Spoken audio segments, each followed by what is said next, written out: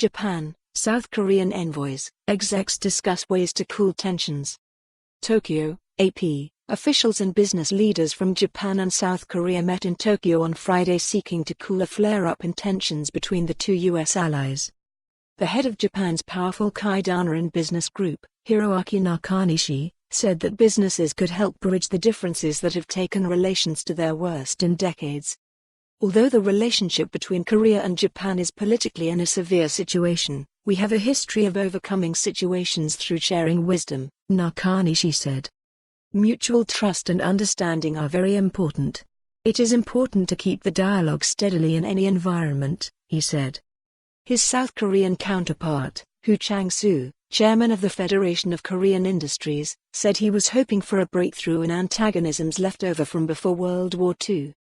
Japanese and South Korean diplomats also met to discuss broad issues, including a plan by Seoul to scrap the General Security of Military Information Agreement, or GSOMIA, an intelligence-sharing arrangement that symbolized three-way security cooperation with Washington over the North Korean nuclear threat and China's growing regional influence.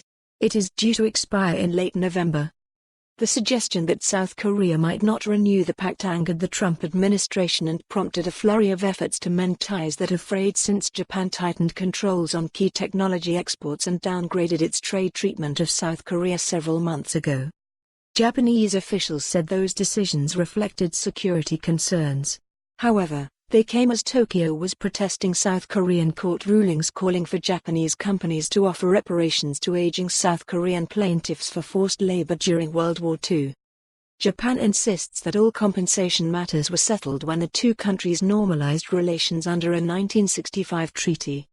South Korea has accused Tokyo of ignoring the suffering of South Koreans under Japan's brutal colonial rule of Korea from 1910 until its defeat in 1945.